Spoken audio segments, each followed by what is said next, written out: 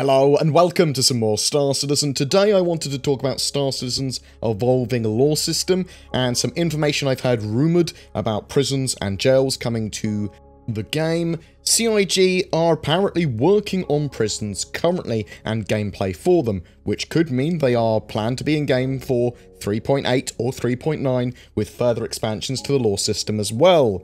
Caves have just been added to Star Citizen Alpha 3.7. They use modular sections, corridors and areas that are generated with additional variations in each of these rooms that allow for an unlimited amount of setups. Caves are only currently used on a few moons in the persistent universe, but will expand out to more in the future. The procedural generation of these caves does not mean they are random or different every time a player visits. They are generated by the devs, and once they have a setup that they like, because they might generate 100 of them even, they put that cave in a specific spot and give it its appropriate entrance. Bam, that cave is then complete and permanently there. They plan to have more types of cave in the future as well, from icy to humid to whatever other biomes that caves could potentially have in the future, and expect expansions to caves, more areas added to them, more types of, well, things to climb, things to crawl under, and plants there, all that sort of jazz. That is not the extent of the tech though, it's also used for space stations. And we should see the new interiors of space stations and the sort of like marriage to the exteriors, new rooms, new sort of like food areas, shops, brands. Each rest stop could eventually be like a proper landing zone, or at least some of them will be. And they're expanding that even further out to cargo stations. Port Olisar is going to be replaced with a new station as well. And we'll see these new space stations, new interiors in 3.8. We've got the new stations technically already on the rest stop side anyway. We just don't have the interiors married to them. And in Alpha 3.8 currently is where they plan to have that sort of like integration of those new elements. Moreover, this style of modular setup to create points of interest is also being used to create areas in the coil for Squadron 42. That translates for us having in-game at some point nebula and vast pockets of gas to explore.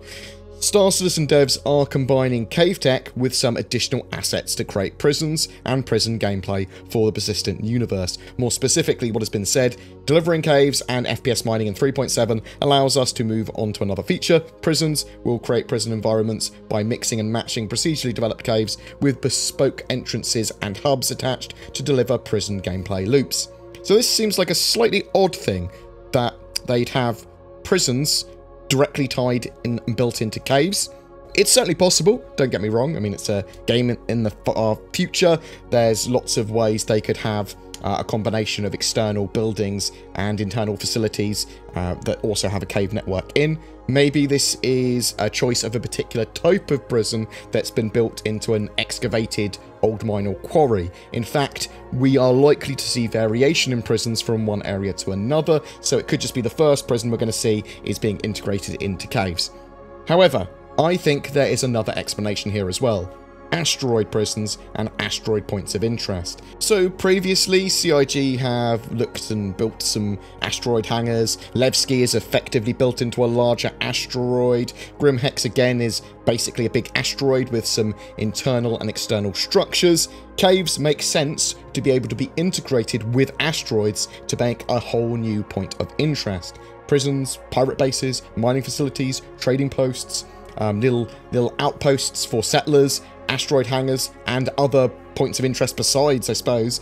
It makes sense that CIG will try and make as many points of interest as possible and reuse as many assets and tech that's sensible to have more gameplay area and more interest and intrigue in their game. Prison is supposed to be a punishment for players that have a high criminal rating when they get captured or die. The specifics haven't been fully discussed, just some statements of intention and ideas that they had. We know that fines will need to be paid at specific kiosks in the future in jurisdictions where you've violated a crime, and I would expect that if you don't pay your fees for long enough or they get to a certain height, that maybe prison time could be a punishment for that as well. I suspect that certain crimes are just, once you've done these, you will get a prison sentence if you're captured or killed.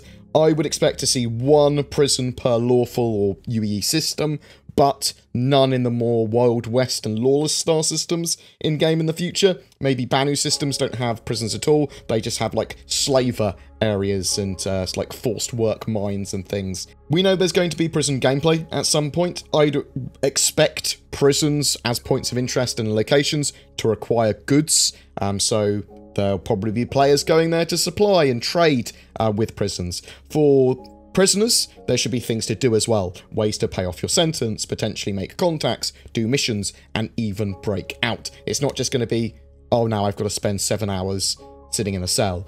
These missions, like breakouts, could be tied to other players helping from the outside.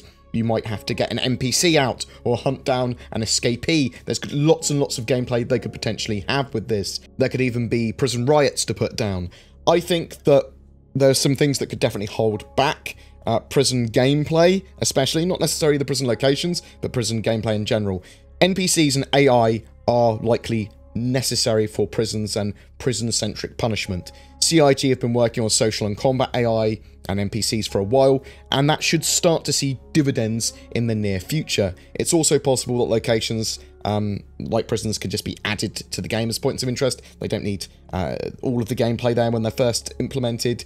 We did hear leaks on 2 missions that CIG are working on or have been working on recently. One to rescue survivors of a pirate attack aboard an 890 jump, and a mission to take out guards at a wreck site. Both FPS-centric missions, and I'm hoping that that is an indicator that FPS AI and NPCs are going to be a bit more involved in the verse as opponents in the near future.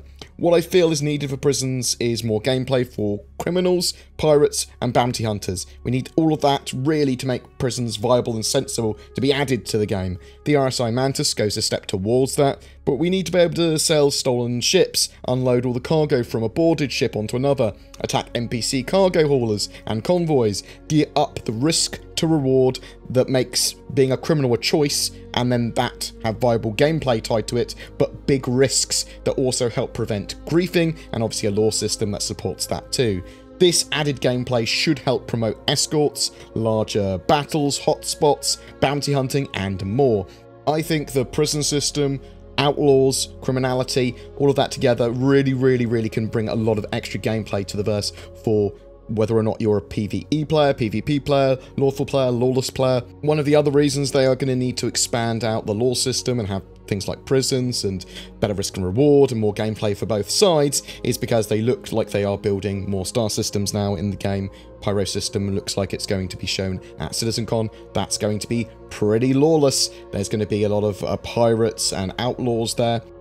Every month we have a ship giveaway. For October, it's an Anvil Carrack Explorer ship that should hopefully be flyable in Alpha 3.8 at the end of the year. Just comment on any of my videos made during October to be in for a chance to win that. I am also shilling for NordVPN and Shadow gaming PCs, so use the code BoredGamer for discounts there. NordVPN, in a world of censorship and privacy issues, VPNs allow you to browse the net and play games in more safety. NordVPN has many benefits over free VPNs, and that's why I shill for it.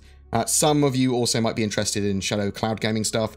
This allows you an alternative to sort of like buying and maintaining your own gaming PC. You can stream a custom Windows 10 environment to devices like your phone, a laptop, or a crappier, lesser PC, and bam, it's fantastically powerful, and it's maintained, and hardware is regularly updated for you. It's a fantastic service, Shadow. Cloud gaming certainly has quite a big future ahead of it. If you'd like to further support my channel, please consider subscribing, sharing this video, ringing the YouTube bell so you get notifications when a video goes live. This is a channel that is funded by the community via donations, Patreon members, YouTube members, and anyone else that wants to get involved with comments and helping. Thank you to everyone that goes the extra mile. Take care, and I will see you in the verse.